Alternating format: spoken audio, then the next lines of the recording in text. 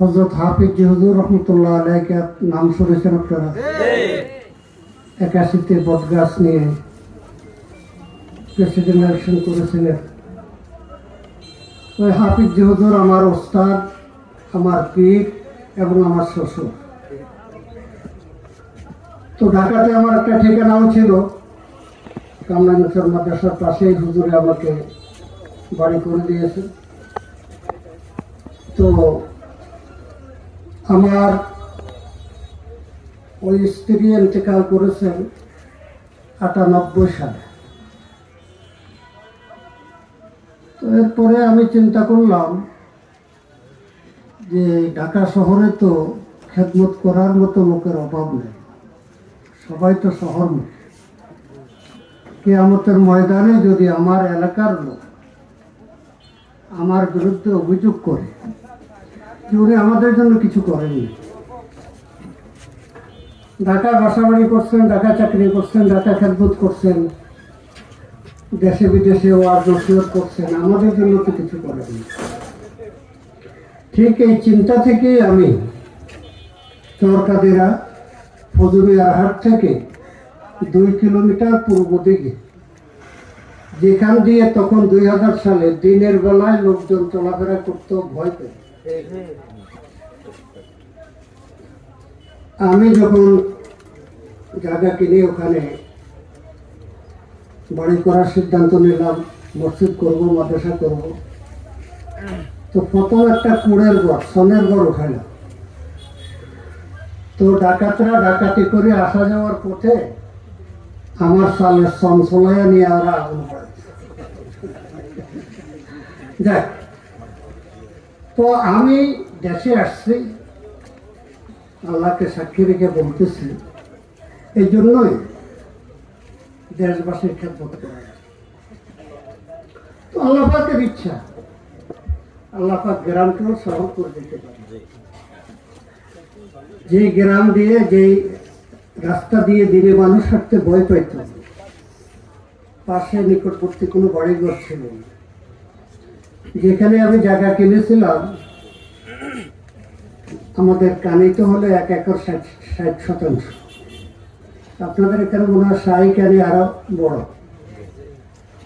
1 acre 60 শতাংশে কানি, এর 1 কানি জমিন 60,000 টাকা। তো আমি 5 কানি জমি ঢাকা থেকে কিছু জায়গা বিক্রি করে এখানে নিলাম। আলহামদুলিল্লাহ, এখন ওই জায়গার দাম এমন বেড়েছে যে 1 শতাংশ, 1 ডিসেম জায়গা 1 লক্ষ। কত গুণ বাড়ছে কল্পনা করতে পারে? আল্লাহ পাক আমার গ্রামকে শহর বানাই দিয়েছে। মাদ্রাসা হচ্ছে, আমি আছি ওখানে, মাদ্রাসা আছে ওখানে, এই আশেপাশে জমিনের দাম বেড়ে গেছে, এত গণবসতি হয়েছে। এখন ওখানে চুরি ডাকাতির কোনো আশঙ্কা আল্লাহ পাকের মেহেরবানিতে নেই। আপনারা শুনেছেন আমি যে বছর প্রথম চেয়ারম্যান নির্বাচিত হলাম, তো পূর্ববর্তী চেয়ারম্যানের মেয়াদ বাকি ছিল 6 মাস। আমাদেরকে শপথ করাবার সময় বলছে যে 6 মাস আপনাদের অপেক্ষা করতে হবে। এই 6 মাসের ভিতরে আন্দাজসর এলাকার দুর্দর্শ ডাকাত আগুন ডাকাত করে সে আমার চরকাদিরা ইউনিয়নের সীমানার ভিতরে ডাকাতি করতে আসছে তার সহযোগীদেরকে নিয়ে। 1.5 লাখ টাকা ছিল ওদের ঘরে। ডাকাতি করে যাওয়ার পথে সবগুলো বাইরে যেতে পারছে, ওই ডাকাতের সর্দার যেটা ওটা যেতে পারে। এটা যুদ্ধ করছে অনেক লোকজনের সাথে। তো গণপিটুনিতে মারা গেছে। গণপিটুনিতে মারা যাওয়ার পরে বক্সি চেয়ারম্যান ছিল আন্দাজসরের, তার এলাকার। এখন বক্সি চেয়ারম্যান বলে যে না, এই লাশ আমার এলাকায় দাফন করা যাবে।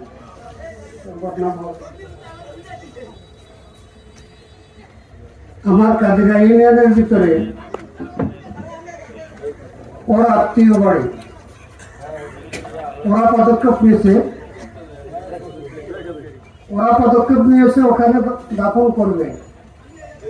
কেউ রাজি না যে না এই ডাকাতের সর্দারকে আমাদের এলাকায় দাফন করা যাবে।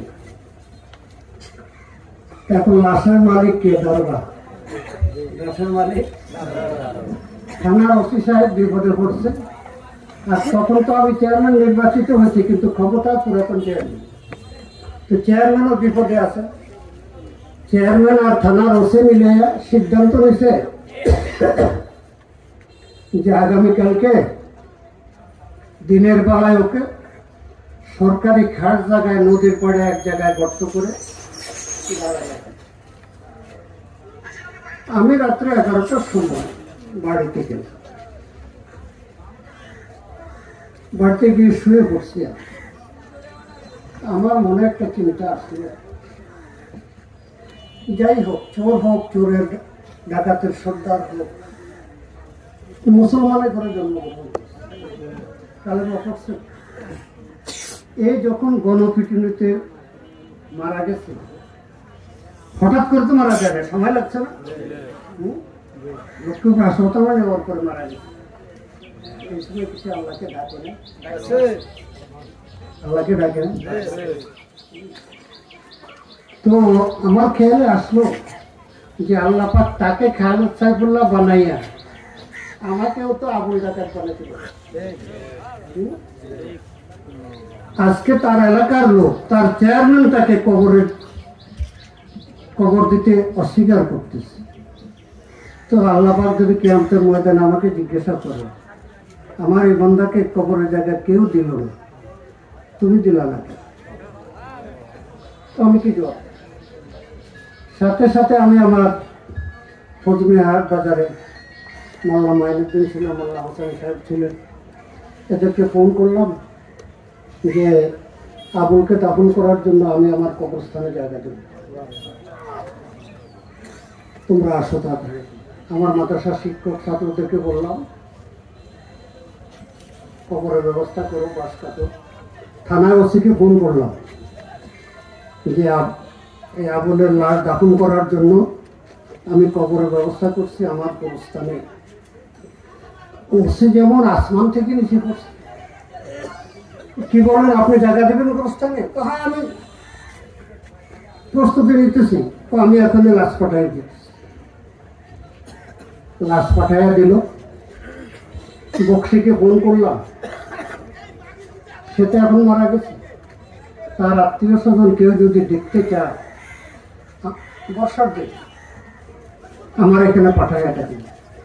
বক্সের চেয়ারম্যান প্রথম বললো যে না, তাকে দেখার জন্য কেউ যাবে। কিছুক্ষণ পরে আবার বক্সি চেয়ারম্যান ফোন করলো যে তার স্ত্রী ছেলে মেয়েরা তাকে দেখতে আসতেছে। তো ছোট কেকড়া ট্র্যাক্টর ট্রলি আছে না, এই কেকড়া ট্র্যাক্টর ট্রলি দিয়ে ওরা আসছে। ওরা দেখছে আমি সবাইকে নিয়ে জানাজা পড়াইয়া দাফন করছি। এরপরে আমি ঘোষণা করছি যে আমার কাদিরা ইউনিয়নে যদি নাকি কোনো চোর চুরি করতে আসে, কোনো ডাকাত ধরা পড়ে, জীবিত ধরতে পারলে তাকে আমি 50,000 টাকা পুরস্কার ঘোষণা করছি। আর বলছি ওকে রাস্তার পাশে শোয়া রাখছি, আরো কবরের জায়গা খালি রাখছি। আমার এখানে চুরি ডাকাতি করতে আসার সময় বাড়িতে সবার কাছ থেকে বিদায় নিয়ে আসে।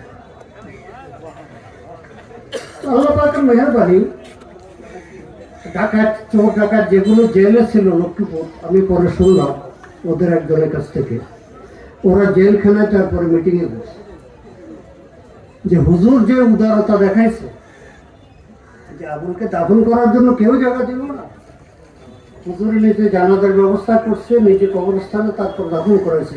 খবরদার তোরা কেউ হুজুরের আশেপাশে ডাকাতি করতে যাইতে পারবে, তাদের আইনে কেউ যাইতে পারবে। আলহামদুলিল্লাহ 2বার চেয়ারম্যান নির্বাচিত হল। কার আমলে? কার আমলে? আমলে আমলে নির্বাচন করা তো দূরের কথা, নির্বাচনের নাম নেওয়াটাও কি বলেন, কথা ঠিক? আলহামদুলিল্লাহ, কই আমার এখানে তো কেউ কেন্দ্র দখল করতে পারে না, আমার ওখানে তো ব্যালট পেপারে সিল মারে বাক্স পুরাইতে পারে না। হ্যাঁ, কোটি কোটি টাকা দিয়ে নির্বাচন এনেও তারপরে কিছু করতে পারে না। কেন পারে নাই? আমার ভরসা ছিল আল্লাহর উপর, আমার ভরসা ছিল আল্লাহর উপর। ঘুষ দুর্নীতির বিরুদ্ধে শুধু ওয়াজ করে যাব, পদক্ষেপ নেব না, তাহলে তো হবে না। হ্যাঁ, ঘুষ দুর্নীতির প্রতিরোধ করতে হবে। প্রথম ঘুষ দুর্নীতি রাখা হলো ইউনিয়ন পরিষদ। এই জন্য আমি ইউনিয়ন পরিষদ নির্বাচন করেছি। অথচ 2008 সালেও আপনারা হাত পাখা দেখেছেন। 2008 সালের সংসদ নির্বাচনে আমি রামগতি কমলনগর থেকে প্রতিদ্বন্দ্বী ছিলাম।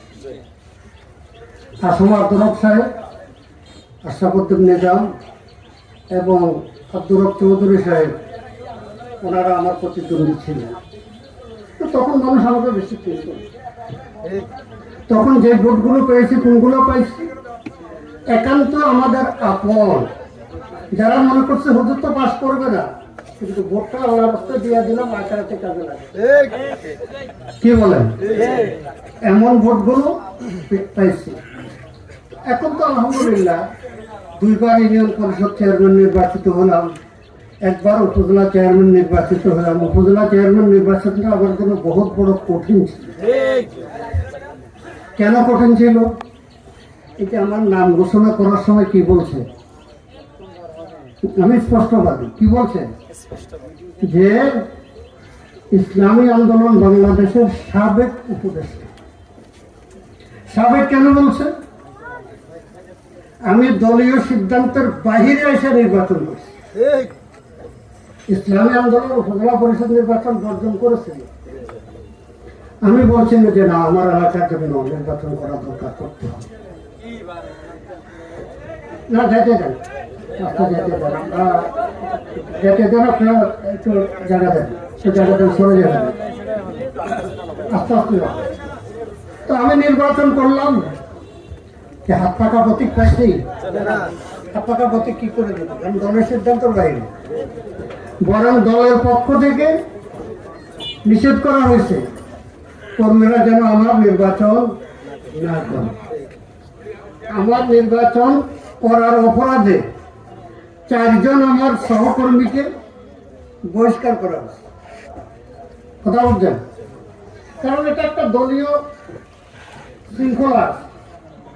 এখন আমি দলীয় সিদ্ধান্তের বাইরে নির্বাচন করলাম, আমাকে যদি তারা আগের মতোই ওইভাবে উপদেষ্টাও রাখে, কেউকে কিছু না বলে, তাহলে সবাই সুযোগ পাইব না ভবিষ্যতে। কি দলীয় শৃঙ্খলা ঠিক থাকবে না, এটা আমি ভালো করে বুঝছি। তো আল্লাহ পাকের মেহেরবানি আমি মোটরসাইকেল প্রতীক নিয়ে নির্বাচন করলাম। তো শুধু আমার দল নয়, জামাত, আওয়ামী লীগ, বিএনপি সহ সকল দলের লোকজন আমাকে সমর্থন করছে। কারণ আমার সাথে বাকি আরো 3 জন হেভি ওয়েট প্রার্থী ছিল। আমার ইউনো উপজেলা অফিসার বলছে যে হুজুর, আপনার নিকটতম প্রতিদ্বন্দ্বী যে ছিল কাফের মার্কা, সে 5 কোটি টাকা ব্যয় করছে। কত টাকা? 5 কোটি। এখন আপনাদের প্রশ্ন হতে পারে, হুজুর আপনার কত টাকা ব্যয় গেছে? আমি টাকা ব্যয় করার পক্ষে ছিলাম। তারপরেও আমার ছেলেরা, আমার সহকর্মীরা আমাকে না জানায় কোত্থেকে ধার পত্র নিয়ে পরে আমাকে শোনাইল 17 লাখ টাকা।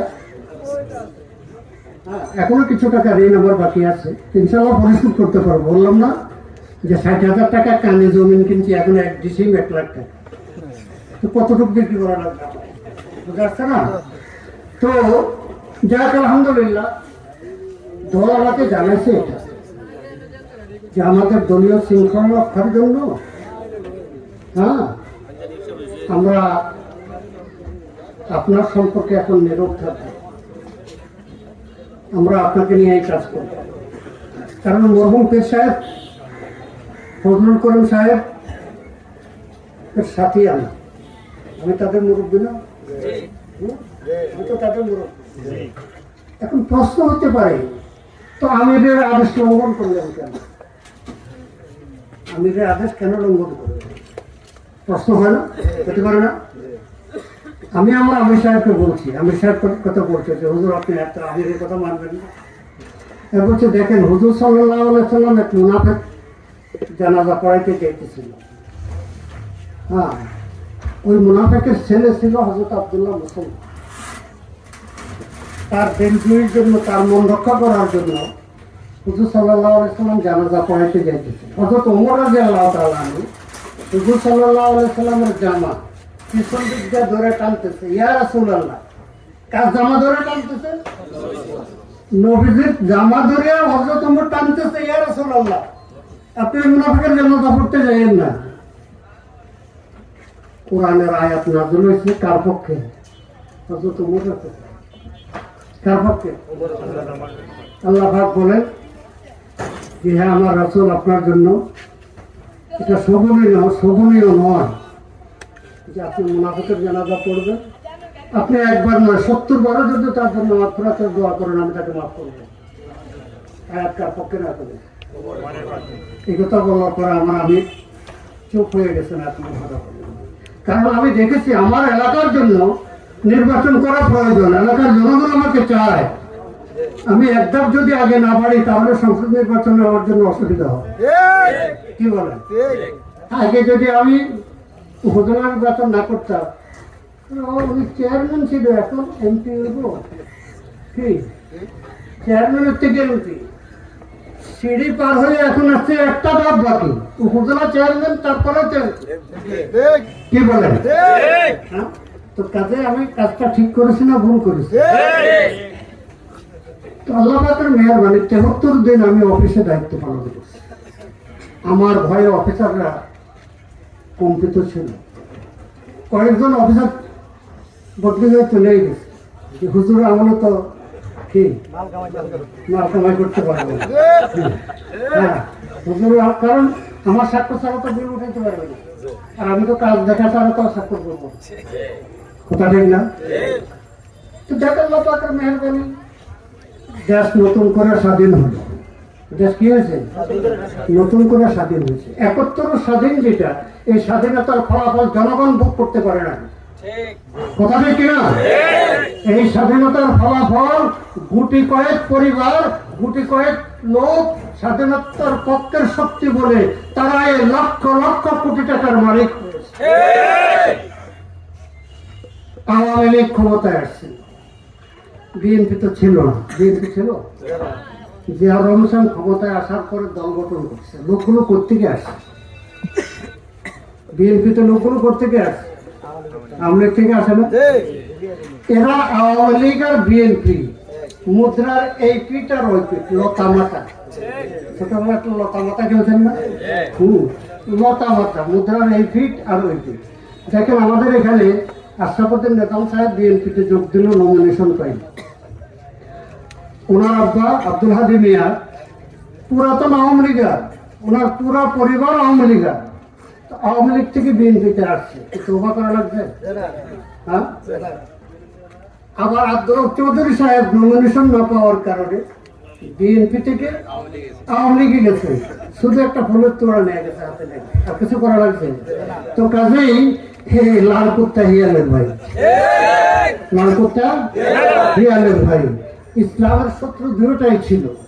একটা মুখে ইসলামী মূল্যবোধের কথা বলতো। বিএনপির ভাইয়েরা রাগ করবেন না, আমি রাজনীতি করি, আমি এই লুকাইয়া চুকাইয়া কথা বলতে পারি না, আমার কথা স্পষ্ট। আপনারা শুনেছেন বিসমিল্লাহির রহমানির রহিম বলে জিয়াউর রহমান কি করছেন? হ্যাঁ, শুরু করছেন, সংবিধানে বিসমিল্লাহ সংযোজন করছেন। তার পুরস্কার আল্লাহ পাক তাকে দিয়েছেন। তার মাজার, তার কবর সংসদের সামনে চন্দ্রিমা উদ্যান। কি উদ্যান? চন্দ্রিমা উদ্যান। এই আওয়ামী লীগ সরকার সংবিধান থেকে বিসমিল্লাহ বাদ দিয়েছে। সংবিধান থেকে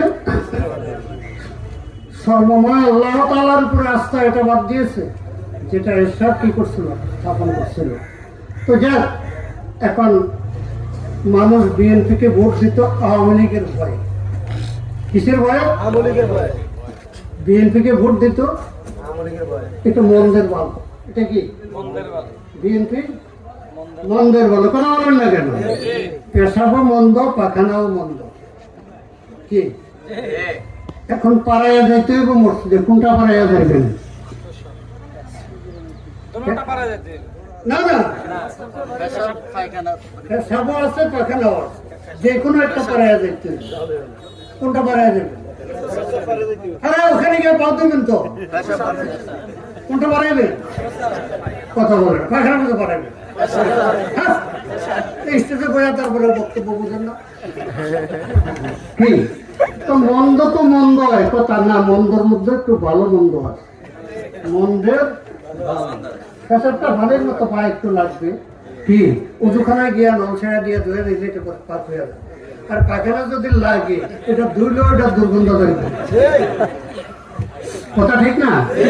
এই জন্য মানুষ আওয়ামী লীগের ভয়ে বিএনপিকে ভোট দেয়।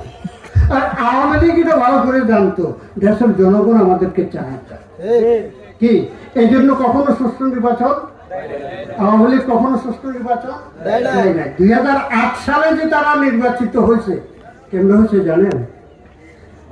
আমরা দেখছি যে মঈন ফখরুদ্দিন এরা সুষ্ঠু নির্বাচন করছে, নির্বাচন সুষ্ঠু হয়েছে, জনগণ ভোট দিচ্ছে। কিন্তু এই বিএনপি অধ্যুষিত কয়েকটা এলাকায় সুষ্ঠুভাবে ভোট গুনছে, বাকি এলাকায় ভোট শেষ হওয়ার পরে বাক্স নিয়ে গেছে উপজেলায়, উপজেলা থেকে ডিক্লেয়ার দিয়ে গেছে। আব্দুল জলিল আওয়ামী লীগের সাধারণ সম্পাদক, সে বলছে যে সেনাবাহিনীর সহযোগিতায় আমরা ক্ষমতায় আছি। যার কথা সংক্ষিপ্ত আজান হচ্ছে, তো ইনশাআল্লাহ সামনে কথা বলবো, রাজনৈতিক বক্তব্য আমার শুনবেন। তো আমাদের আসনে সম্ভবত বিএনপি প্রার্থী দিবে না, বিএনপি 6টা আসনে প্রার্থী দিচ্ছে না। আমাদের এখানে সম্ভবত আমার প্রতিদ্বন্দ্বী আসমত গল্পের সাথে আমার প্রতিদ্বন্দ্বিতা হবে। তো আল্লাহ পাক একটা সুযোগ দিয়েছে দেশে ইসলামী হুকুমত প্রতিষ্ঠা করার, সবাই সর্বাত্মকভাবে চেষ্টা করবেন। ওয়া আখিরু দাওয়ানা আলহামদুলিল্লাহ।